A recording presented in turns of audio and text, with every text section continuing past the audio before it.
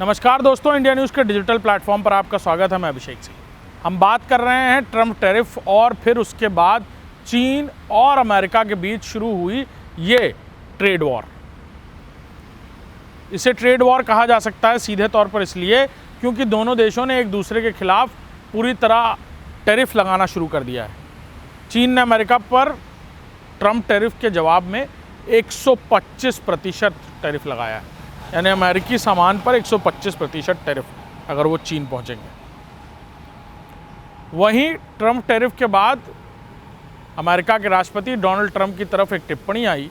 उनकी तरफ से ये टिप्पणी आई कि बाकायदा उनके सोशल मीडिया पर कि वो टैरिफ को लेकर अच्छा सोच रहे हैं और अच्छा कर रहे हैं, और ये टैरिफ दुनिया भर में रोमांचक है और आने वाले दिनों में और भी रोमांच पैदा कर सकता है। वहीं इसके जवाब में चाइना की तरफ से जो टिप्पणी आई वो भी दिलचस्प है। चाइना की तरफ से कहा गया कि वो डरता नहीं, यानी ये एक कोट जो ये बताता है कि चाइना अमेरिका से डरता नहीं और इस टैरिफ के जवाब में वो दुगना टैरिफ लगाने के पक्ष में है। ये भी कहा जा रहा है कि अमेरिका चीन पर 145% टैरिफ लगाएगा, और अमेरिका की तरफ से बार बार दिखाया जा रहा है कि इस टैरिफ से सब कुछ बेहतर है, यानी ऑल इज़ वेल है, और अमेरिका इस टैरिफ के ज़रिए पूरी दुनिया भर की वैश्विक परेशानियों को जो अमेरिका पर मंडरा रही थी उसे ख़त्म कर देगा।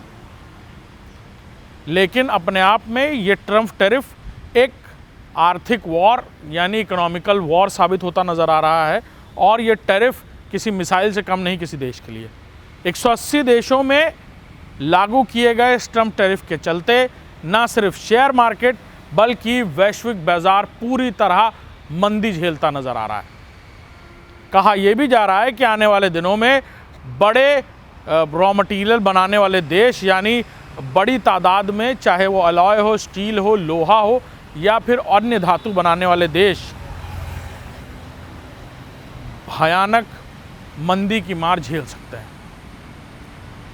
एक चर्चा ये भी है कि भारत और इसी तरह के बड़े ट्रेड यूनियंस बनाकर अलग अलग देशों में इसका विकल्प तलाशेंगे। उदाहरण के तौर पर जो सामान पहले अमेरिका जाता था, अब वो अमेरिका की खपत को पूरा ना करते हुए 3-4 अलग अलग देश चुनेगा जहां पर उस सामान की ज़रूरत होती ही। लेकिन अमेरिका भेजने के पीछे वजह थी कि एक देश में एक बार में वो सामान पहुंच जाता था जितनी ज़रूरत होती थी।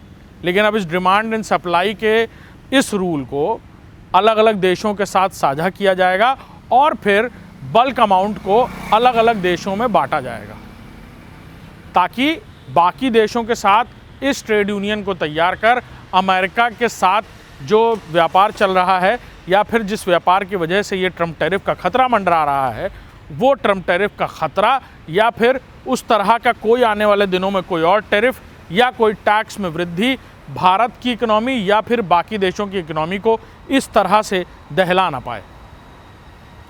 देखना होगा ये उपाय कब तक आता है और चीन और अमेरिका के बीच शुरू हुई ये टैरिफ जंग कब खत्म होती है। नमस्कार।